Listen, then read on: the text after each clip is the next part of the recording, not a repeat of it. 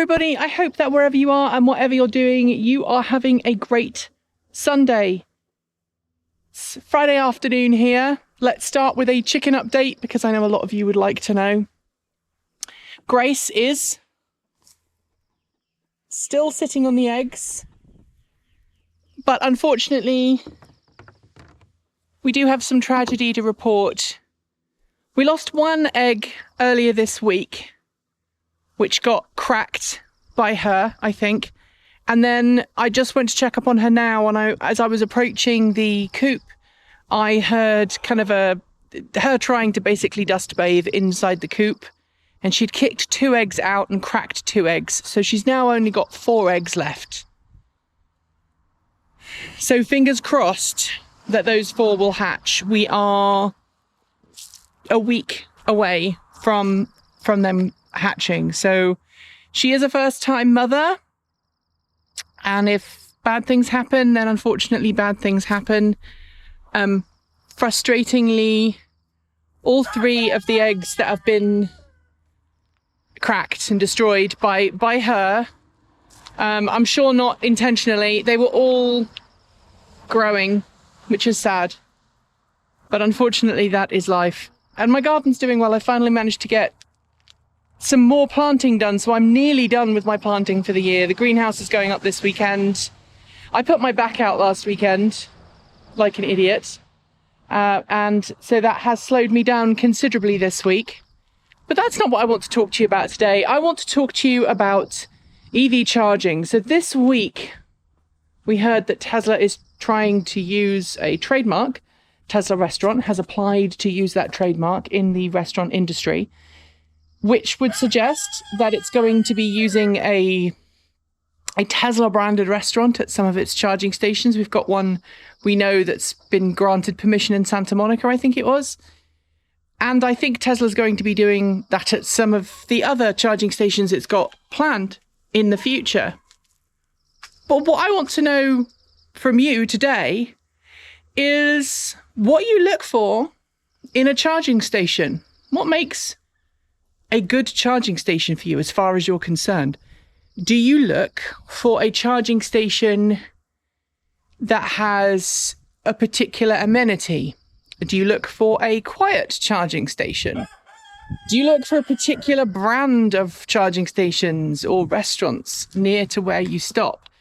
I know for a fact that I will purposely choose to not stop at Wally World if I can at all help it.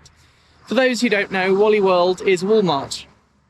And I'd frankly rather not support Walmart when I'm stopped charging. And that's frustrating because a lot of the Electrify America locations are at Walmarts. So if I have a choice between a Walmart and somewhere else, I'll normally go somewhere else. The other thing that I try and do on my trips personally is stop places where there are independent restaurants and independent locally owned businesses. I try and patronize those as much as I possibly can when I'm on the road. So I will, for example, stop. Now, what's it called?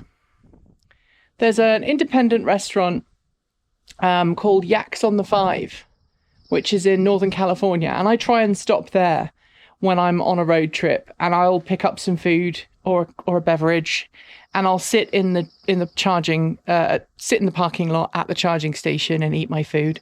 In the age of COVID, prior to that, I would sit inside the restaurant and eat my food, and they're reasonably quick. So by the time they've given you your food and you've eaten it and paid for it, your car's got a full charge and it's time to go back on the road again. There's a great coffee shop in Texas that I've frequented before, which is a completely independent coffee shop. And we've charged there before or nearby and then walked across. And we had that same kind of positive experience where we were able to stop and charge and support a really cool independent business and then get on our way. Now, I know some of you love the idea of going into a dedicated area for electric vehicle drivers, a bit like a gas station rest stop. You know, you've got your bar, your coffee bar, that is. You've got a restaurant or maybe a snack bar. You've got toilets and things like that. And Part of me likes that idea. If it's quieter than it would be elsewhere. But one of the things I really dislike is really noisy rest stops. Like if there's a rest stop at a mall, I very often go into the mall to the restroom and then I'll come straight back out and sit in my car. I think part of that is because, God, this is going to sound terrible.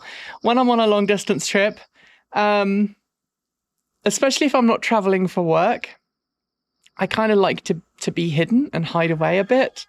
Because I don't always want to have conversations with people about my car. And while I do try and be a good advocate and tell people about my car and all of that, there are some places that I stop at where I think, yeah, I'm just going to be plagued with questions if I hang around my car. I'm just going to be plagued with questions if I go inside. So sometimes I have to kind of mentally pick which of those outcomes is going to be better for me. And I'm sure I'm not the only one.